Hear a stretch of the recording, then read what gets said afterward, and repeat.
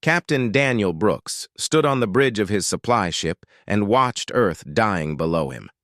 The planet looked beautiful from orbit, blue and white and peaceful, but he knew the truth. Down there, people were dying by the millions.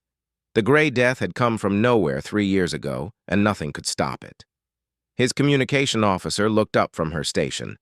"Sir, we're receiving another response to our distress calls." Daniel felt a small spark of hope, though he tried to crush it. They had sent messages to every alien civilization they knew. Most ignored them. Some had offered help at prices Earth could never pay. One species wanted half of Earth's water.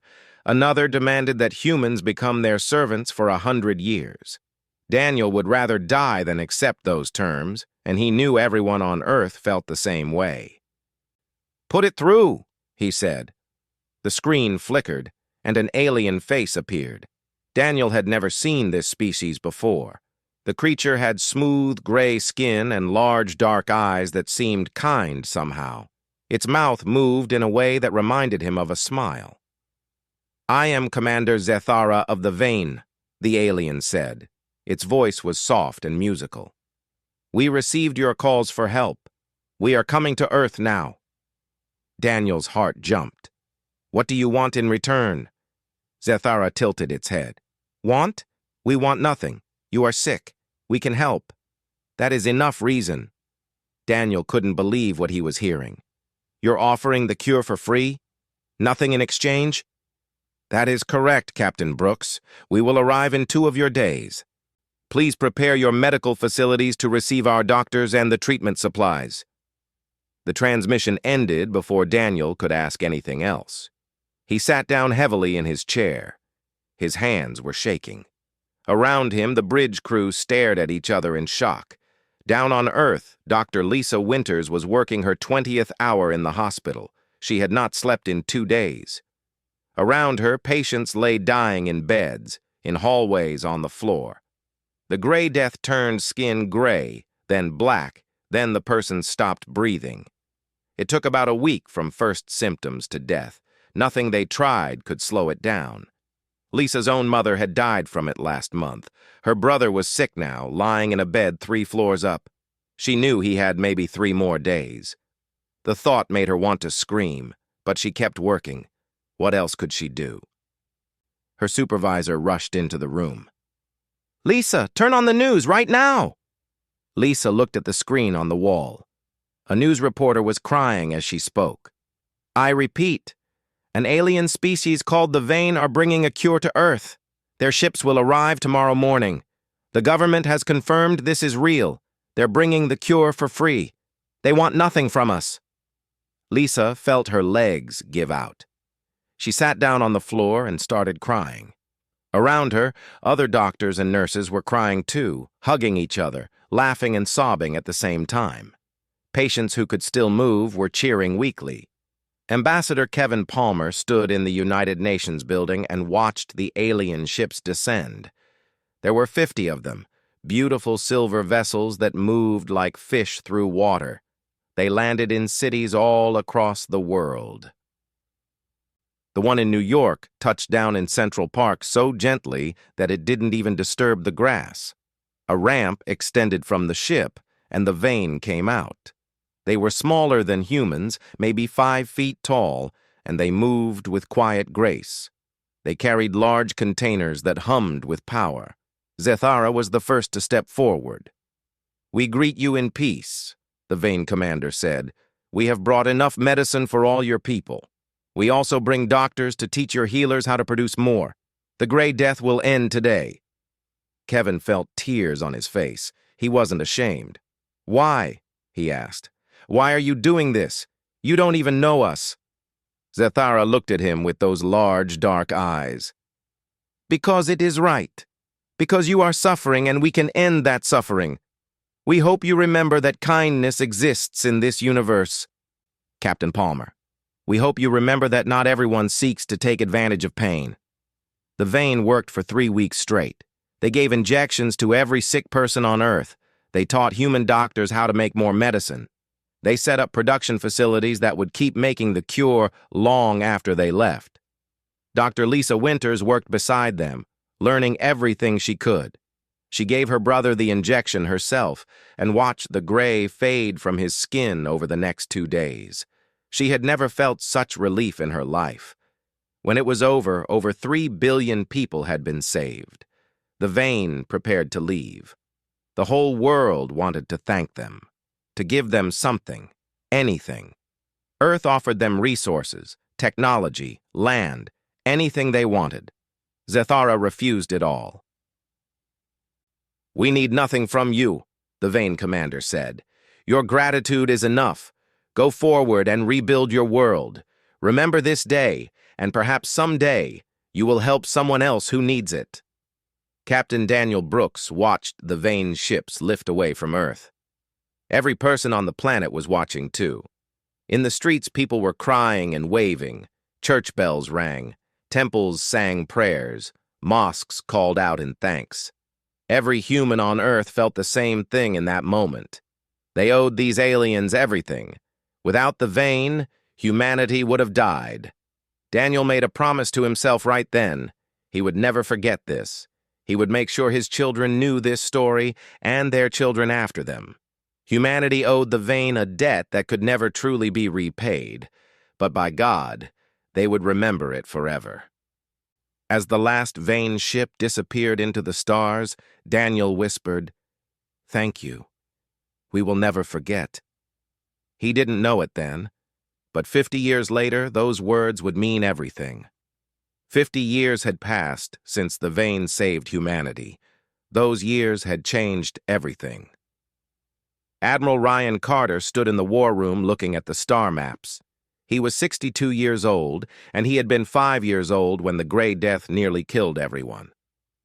He still remembered the fear, the grief, and then the miracle of the Vane arrival. His grandmother had been dying. The Vane saved her. She lived another 20 years after that, long enough to see him graduate from the Naval Academy. Every human alive remembered the Vane. Children learned about them in school before they learned to read. The Vane Memorial Foundation made sure of that. There were monuments in every city on Earth and every colony world. The largest one stood in Geneva, a massive crystal structure that caught the sunlight and threw rainbows across the city. Carved into its base were the words, "We will never forget." Ryan had joined the military because of the Vane. So had millions of others. Humanity had rebuilt itself with a purpose. They had looked at the galaxy and decided who they wanted to be. They wanted to be like the Vane, strong enough to help others, kind enough to do it without asking for payment. Senator Maria Blackwell entered the war room. She was the head of the Galactic Relations Committee, the most powerful political position outside of the presidency itself. She had been 17 when the Vane came. Her parents had both died before the cure arrived. She never forgot that either. "Admiral Carter," she said, "I wanted to review the fleet status before the council meeting tomorrow." Ryan nodded and pulled up the displays. "We now have 240 warships, Senator. 23 carriers, 70 destroyers, the rest are various support vessels. Engineer Peter Hahn's new engine designs have made them the fastest ships in known space." Maria smiled slightly. "I remember when we had 12 ships, and half of them barely worked." "Those were different times," Ryan agreed. "We've come a long way." They had indeed. After the Vane saved them, humanity had thrown itself into rebuilding. But they didn't just rebuild what they had lost. They built something better. New technologies, new medicines, new ships. They had learned from every species they met, borrowed ideas, and improved them. Earth had also become known as the most reliable ally in the galaxy. If humanity said they would do something, they did it. If they made a promise, they kept it. Other species had learned that humans could be trusted absolutely. It made them valuable friends. But humanity had also learned to be careful. The galaxy was dangerous. There were species that saw kindness as weakness. Pirates raided shipping lanes. Aggressive empires expanded into weaker territories. The Galactic Council tried to maintain peace, but they were slow to act and often chose not to get involved. Ambassador Susan Cole represented Earth in the Galactic Council now. She was 41 years old, sharp as a blade, and respected by every diplomat in the chamber. She had fought hard to get humanity a seat at the table, and 3 years ago, they finally earned it. Junior membership, but it was a start. Susan stood in her office looking at the latest intelligence reports. A new power was rising in the galaxy, the Krathon Dominion. They were aggressive, militaristic, and expanding rapidly. They had already absorbed 6 smaller civilizations in the past decade. The Council kept issuing warnings, but the Krathon ignored them. What worried Susan most was where the Krathon were expanding. Their territory was pushing toward the far edge of the galaxy, where very few civilizations lived. It was remote, difficult to reach, and most species considered it not worth the trouble. But Susan knew who lived out there. The Vane. Every year for 50 years, Earth had sent messages toward Vane space. Thank you. We remember. We will always remember. They never got responses. The Vane seemed content to stay in their isolated corner of the galaxy, living quietly, not bothering anyone. Susan picked up her communicator and called Admiral Carter. "Ryan, I need to talk to you about the Krathon." "I was just thinking the same thing," Ryan replied. "Their expansion vector points right toward Vane space." "I know. I'm going to request more intelligence assets in that region. We need to know what's happening out there." "Agreed. I'll have my people coordinate with yours." Susan ended the call and looked out her window at Earth below. The planet was beautiful now, fully recovered from the plague years. Cities gleamed with new buildings. Green spaces had been restored. The orbital stations hummed with activity. Humanity was thriving. But Susan felt uneasy. She had studied galactic history. She knew how empires behaved. The Krathon were looking for easy targets, places where they could expand without much resistance. The Vane were peaceful, isolated, and had old technology. They would be perfect victims. She hoped she was wrong. Engineer Peter Hahn was working late in his laboratory when the message came through. He was designing a new type of shield generator, something that could protect ships better than anything currently available. Peter was 39 years old, and he had dedicated his life to making sure humanity could defend itself and its friends. The message was from Intelligence Officer Nicole Grant. Peter didn't know her well, but he knew she worked in the Deep Space Monitoring Division. The message was marked urgent. "Peter, I need you to look at some sensor data. I think you'll want to see this."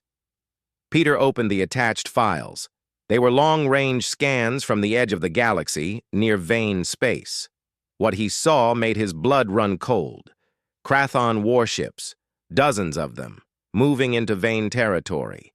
Peter immediately forwarded the data to Admiral Carter and Ambassador Cole. Then he sat back in his chair and felt a cold anger building in his chest. No, not the Vane.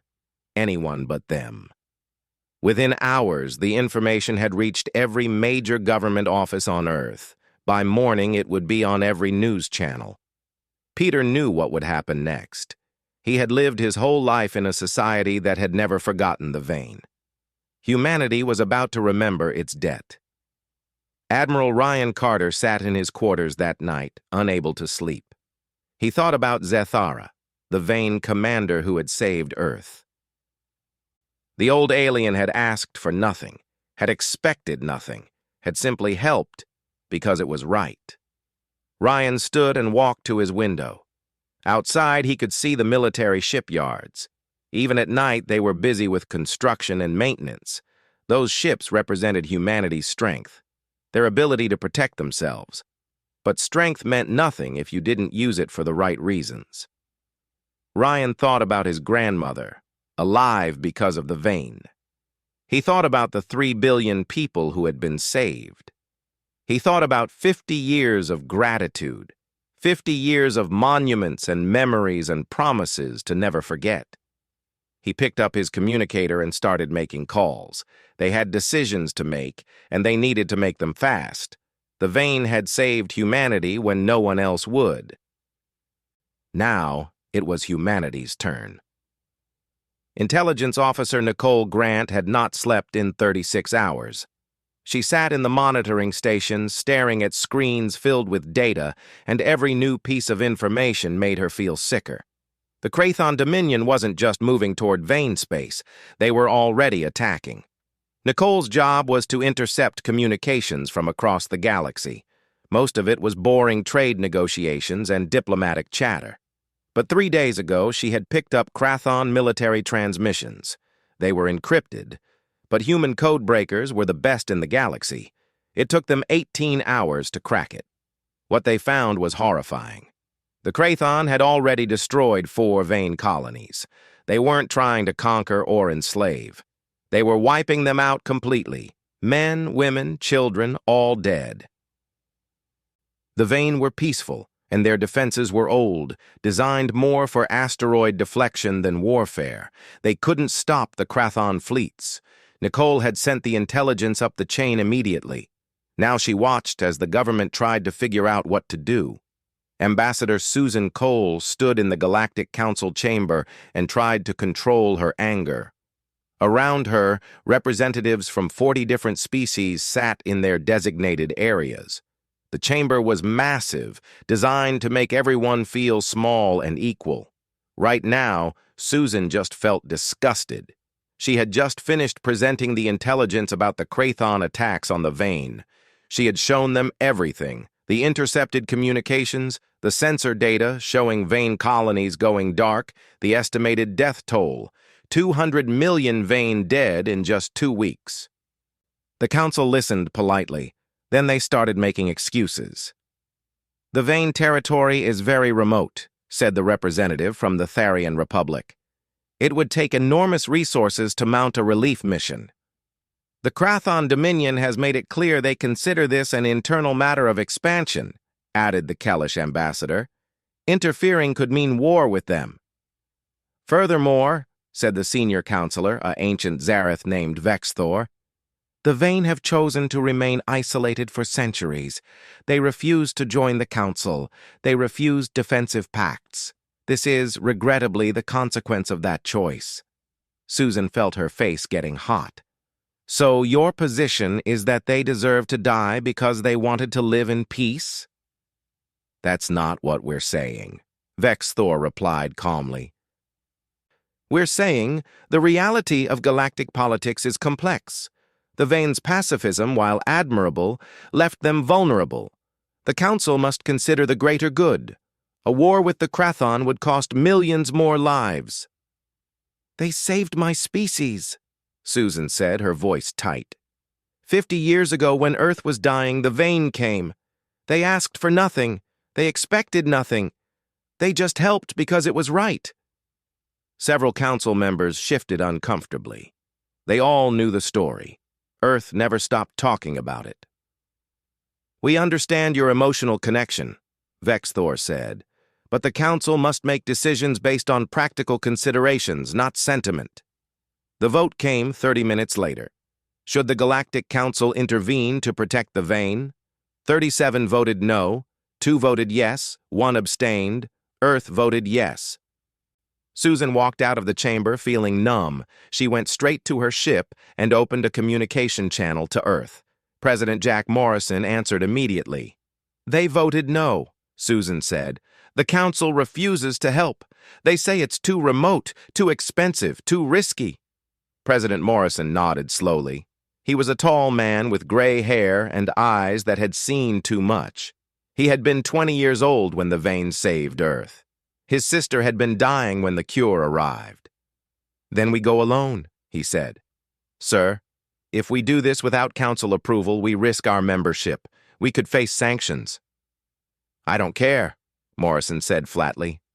"Call Admiral Carter. Tell him to prepare the fleet for immediate deployment." Captain Brandon Mitchell was in the gym when the alert came through. He was 33 years old, commander of the warship Retribution, and he had been expecting this call since the news broke about the Vane attacks.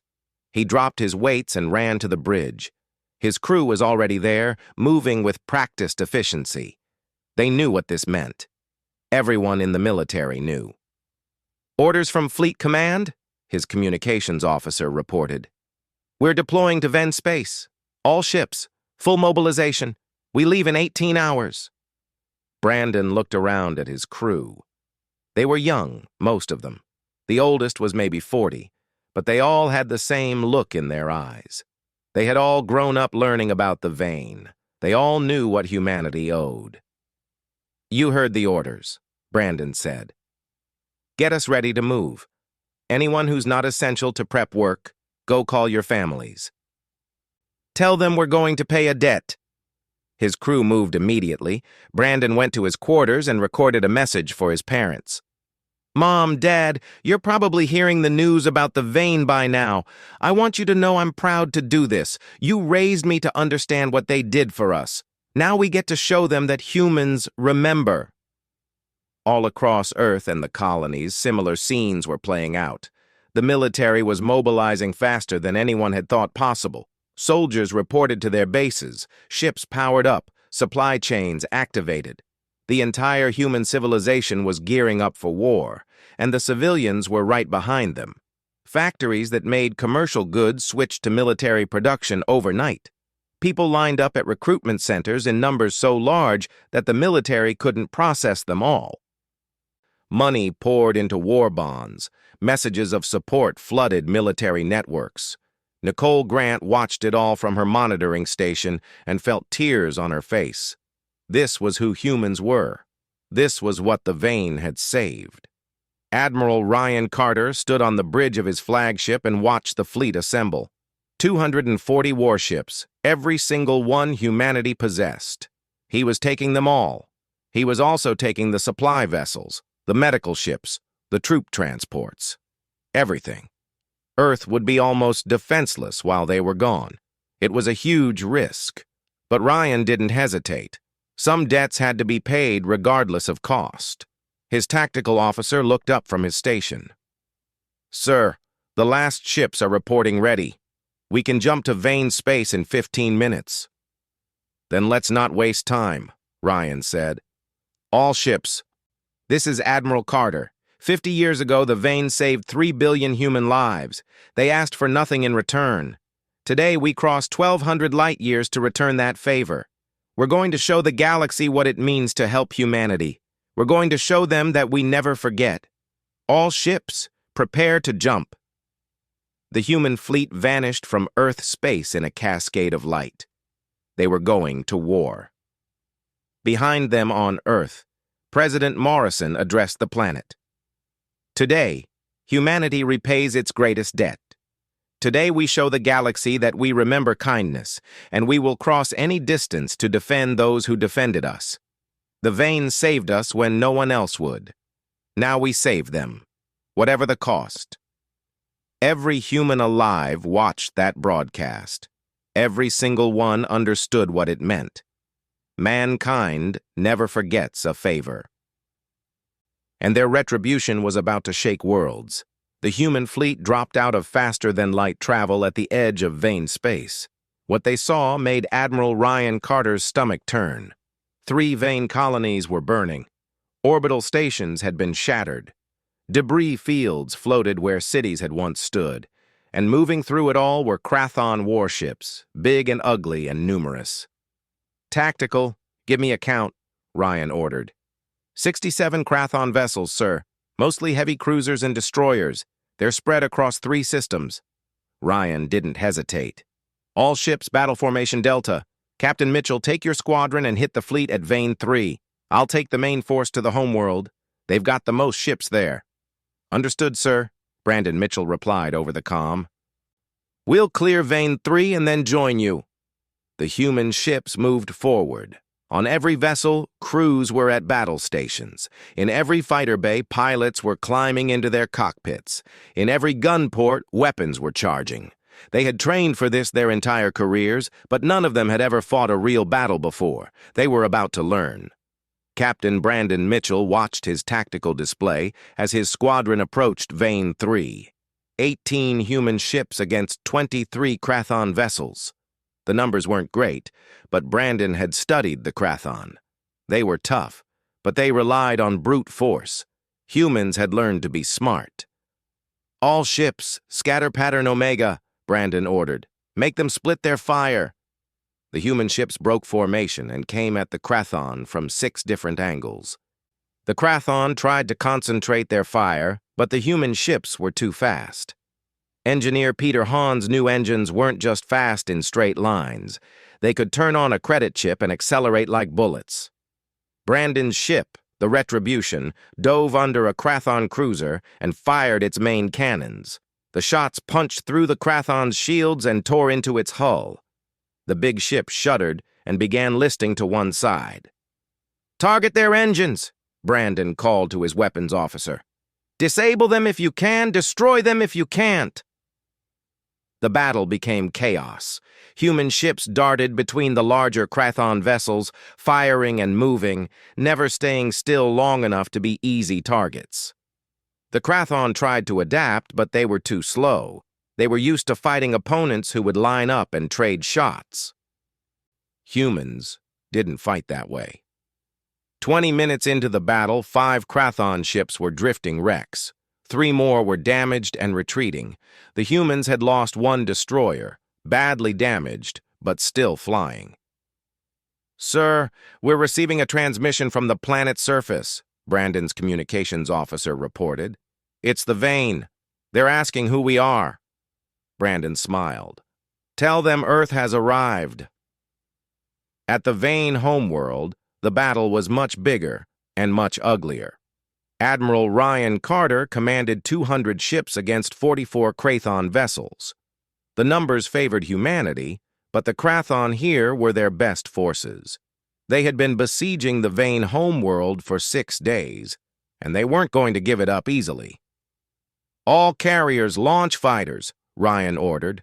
"Destroyers, form defensive screen around the carriers. Cruisers with me, we're going straight at their flagship." The space around the Vane homeworld exploded with fire and light. Human fighters swarmed like angry insects, hitting the Krathon ships from every direction. The Krathon fired back with massive cannons that could vaporize a fighter in one hit. But the human pilots were good. They dodged and weaved and kept coming.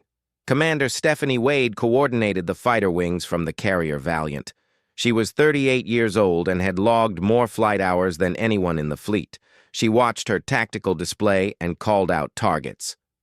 "Red Squadron, hit that cruiser's sensor array. Blue Squadron, I need you on those gun emplacements. Gold Squadron, cover the bombing run."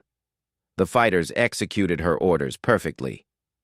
The Krathon cruiser lost its sensors and started firing blind. Human bombers swooped in and dropped their payloads on its main guns. The big weapons went silent. But the Krathon weren't beaten yet. Their flagship, a massive dreadnought twice the size of any human ship, pushed forward. Its main cannon charged up with a sound like thunder and fired. The beam caught a human destroyer called Freedom. The ship's shields held for maybe 2 seconds, then failed. The beam burned through the hull and the destroyer exploded in a ball of fire. Ryan felt the loss like a punch to the gut. 200 people were on that ship. But he couldn't stop. If he stopped, more would die. "All ships, concentrate fire on that dreadnought. I want every gun we have pointed at it." 50 human warships turned and fired as one. The sky lit up with missiles, plasma bolts, and kinetic rounds. The dreadnought's shields flared and held. The Krathon ship returned fire, and another human ship took heavy damage. "We're not punching through its shields," Ryan's tactical officer reported. "Then we get closer," Ryan said. "Navigation, plot a collision course with that ship. All power to forward shields." His bridge crew stared at him. "Sir, that's suicide." "That's an order," Ryan said calmly. The flagship surged forward straight at the Krathon dreadnought. The distance closed rapidly. The Krathon kept firing, and the human ship's shields were failing. Alarms blared. Deck plating started to melt. At the last second, Ryan ordered, "Full reverse. Fire all forward weapons. The human ship stopped mere meters from the Krathon dreadnought. At that range, every shot went through the enemy shields. The human flagship fired everything it had directly into the Krathon ship's hull.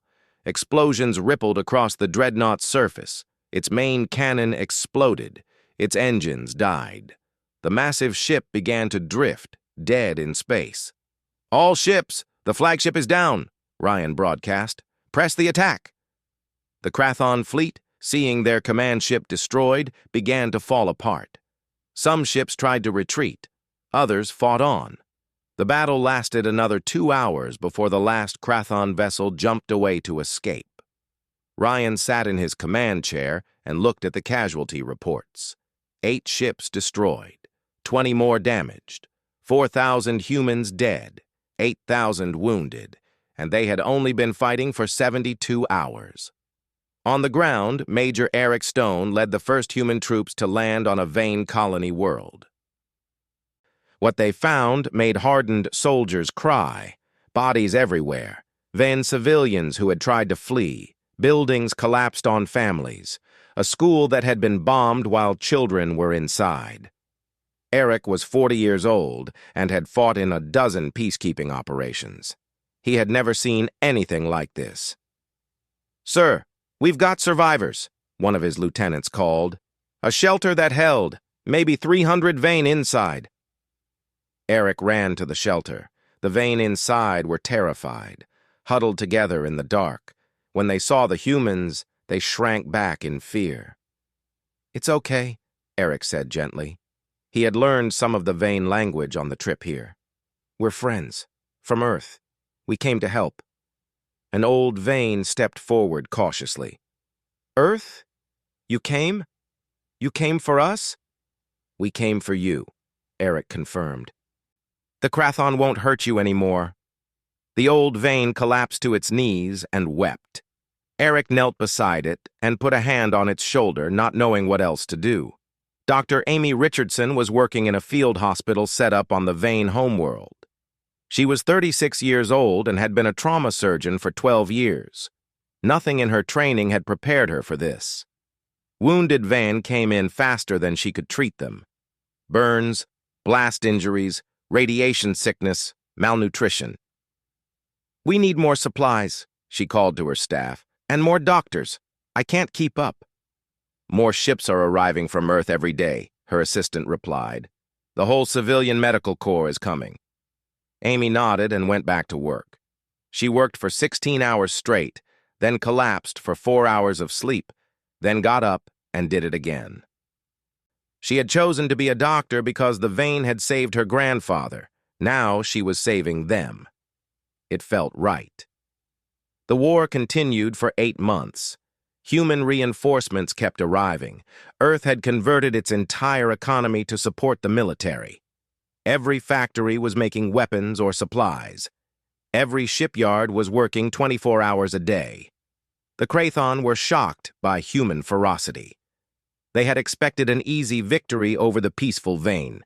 Instead, they found themselves fighting the most stubborn, most determined enemy they had ever faced. Humans didn't retreat. They didn't surrender. They just kept coming.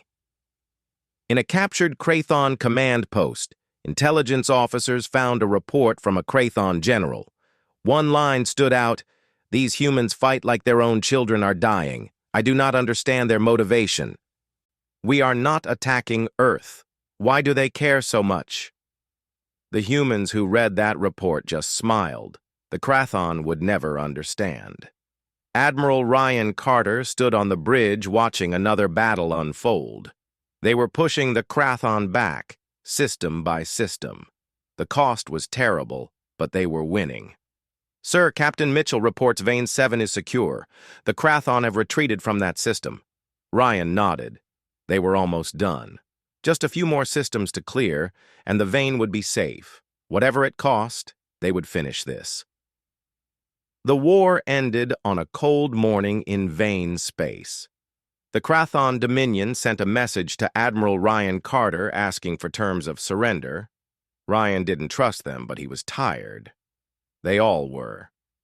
The final battle had been 3 days ago. Human forces had cornered the last major Krathon fleet near the edge of Vane territory. The Krathon had fought hard, but they were beaten. Their ships were damaged, their supplies were running low, and they knew more human reinforcements were coming. They had no choice but to surrender. Ryan sat in the conference room on his flagship and waited for the Krathon representatives to arrive. Captain Brandon Mitchell sat beside him, along with Commander Stephanie Wade and Major Eric Stone. They looked tired and older than they had 8 months ago. War did that to people. The Krathon delegation arrived by shuttle. There were 3 of them, large reptilian creatures with thick scales and cold eyes. They sat down across from the humans and waited. "Here are our terms," Ryan said. He slid a document across the table. "You will immediately withdraw all Krathon forces from Vane space. You will pay reparations for the destruction you caused. You will surrender your military commanders to face trial for war crimes. And you will sign a treaty promising never to attack the Vane again." The lead Krathon, a general named Thrak, looked at the document. "These terms are harsh." "They're generous," Ryan said coldly. "My first choice was to destroy your entire fleet and then bomb your homeworld until you couldn't make war anymore. The only reason I'm offering this is because enough people have died." Thrak studied Ryan's face and seemed to realize the human wasn't bluffing. "We accept your terms?" "Good. You have 48 hours to begin your withdrawal. If you're still here after that, we start shooting again." The Krathon left. Brandon watched them go and shook his head. "Do you think they'll honor the treaty?" "They'll honor it," Ryan said, "because if they don't, we'll come back, and next time we won't stop at their military. They know that now." The Galactic Council arrived 3 days later. A delegation of ambassadors came to Vane space, supposedly to help mediate the peace. Ambassador Susan Cole met them with barely concealed contempt. "Where were you 8 months ago?" Susan asked. "Where were you when the Vane were dying?" The senior counselor, Vexthor, looked uncomfortable. "Ambassador Cole, we understand you're upset, but the council's position was based on careful consideration of—" "Save it," Susan interrupted. "We don't need your explanations. We needed your help, and you refused. The Vane needed protection, and you abandoned them. Humanity will remember that." "Are you threatening the council?" "I'm stating facts. Earth fought this war alone. We lost 47,000 people. We spent resources we couldn't afford. We did it because it was right. The council chose to do nothing. Draw your own conclusions about what that means." The council delegation left shortly after. They had come expecting gratitude for their mediation efforts. Instead, they got a cold reminder that humanity didn't forget, and humanity didn't forgive. On the surface of the Vane homeworld, Admiral Ryan Carter walked through the capital city. The Vane were rebuilding, but the scars of war were everywhere. Buildings were still damaged. Memorials were going up for the dead. 200 million Vane had died before humanity arrived. It was a number that would haunt Ryan for the rest of his life. A Vane approached him on the street. It was old, its gray skin wrinkled, its movements slow. Ryan recognized it immediately. Commander Zeth Ara, the Vane who had saved Earth 50 years ago. "Admiral Carter," Zeth Ara said softly, "I hoped I would meet you before I die." Ryan felt his throat tighten. "Commander Zeth Ara, it's an honor." "Walk with me, please." They walked through the city together. Zeth Ara moved slowly, leaning on a cane. Ryan matched the old alien's pace. "You crossed the galaxy for us," Zeth Ara said. "You fought a war that wasn't yours. You lost thousands of your people. Why?" "Because 50 years ago you saved us," Ryan said simply. "You asked for nothing. You expected nothing. But humanity remembers."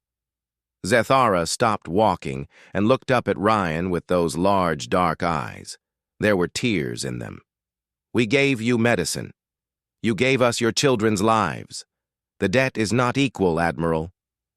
"You gave us our children's lives first," Ryan replied. 3 billion people, Commander. My grandmother was one of them. Without you, none of us would be here. There is no debt too great to repay that. Zethara wept openly now. I never expected this. When we came to Earth, we simply did what we thought was right. We never imagined you would remember. We never imagined you would come. Then you don't know humans very well, Ryan said gently. We remember everything, especially kindness. The Vane and humans signed a treaty 3 weeks later. It was called the Alliance of the Unbroken Bond. The two species would defend each other, share technology, and stand together against any threat. It was the strongest alliance in galactic history. Dr. Amy Richardson stayed on the Vane homeworld for 6 months after the war ended. She helped train Vane doctors and set up new hospitals. She also attended memorial services for the human soldiers who died. Every single one of them was honored by the Vane. Their names were carved into crystal monuments that would last 10,000 years. Major Eric Stone led the last human combat troops off Van 7. Before they left, the Vane colonists gave them a flag. It was blue and white, the colors of the Vane, with Earth's symbol in the center. The colonists had made it themselves, by hand, every stitch sewn with care. Thank you, they said. Thank you for remembering us. Eric couldn't speak. He just saluted and boarded his ship. The Galactic Council called an emergency session 2 months after the war ended. They were nervous. Humanity had just proven they had the strongest military in the known galaxy. More importantly, they had proven they would use it. Ambassador Susan Cole stood before the council. They offered her a permanent seat, full membership, all the privileges that came with it. They were trying to make amends. Susan accepted the seat, but she also delivered a speech that would be remembered for centuries. Earth is honored to join the council as a full member, but let me be very clear about who we are. We are the species that remembers. 50 years ago, the Vane saved us when no one else would. This council voted to abandon them. You called it practical. You called it realistic. You called it good politics. She paused and looked around the chamber. Every ambassador was listening. Humanity calls it cowardice. We crossed 1,200 light years because we owed a debt. We lost 47,000 people paying that debt. We would do it again tomorrow if we had to. This council needs to understand something very important. Humanity does not forget kindness, and we do not forgive betrayal of innocence. If you are our friend, we will stand with you no matter what. But if you abandon those who need help, don't expect us to forget that either. The chamber was silent when she finished. No one knew what to say. Earth had just announced to the entire galaxy that they were a power now, and they played by their own rules. Ambassador Karen Palmer, the daughter of Kevin Palmer, who had welcomed the Vane to Earth 50 years ago, watched her mother's speech from Earth. She was proud. This was who humans were. This was who they had always been. President Jack Morrison addressed Earth 3 months after the war ended. The planet watched as he stood in front of the Vane Memorial in Geneva. Today, we honor the 47,000 humans who gave their lives for the Vane. They died far from home, fighting for people they had never met. They died because they understood what it means to be human. We remember debts. We honor our promises. We protect those who protected us. He paused and looked at the camera. The galaxy now knows what Earth is capable of. They know our military strength. They know our determination. But more importantly, they know our character. We are the species that repays kindness with loyalty. We are the species that will cross any distance to help a friend. We are the species that never forgets. On the Vane homeworld, Commander Zethara watched that broadcast. The old alien was dying now, age finally catching up. But Zethara was content. The Vane were safe. And humanity had proven that kindness was not weakness. Compassion was not foolishness. Sometimes the good guys really did win. Years later, in a school on Earth, a teacher stood before her class. The children were 7 years old, young and eager to learn. The teacher pulled up an image of the Vane ships landing on Earth. "This," she said, "is the day the Vane saved us. And this," she pulled up an image of human ships in Vane space, "is the day we saved them. This is who we are, children. We remember. Always remember." The children nodded seriously. They would remember. Their children would remember. Every human born from that day forward would know the story of the Vane and Earth's response. The galaxy had learned a valuable lesson. Humanity never forgets a favor, and if you help them, you gain the most loyal, most dedicated, most dangerous ally in the universe. Some called it foolish. Some called it impractical. Some called it naive. Humanity called it being human, and they wouldn't change it for anything.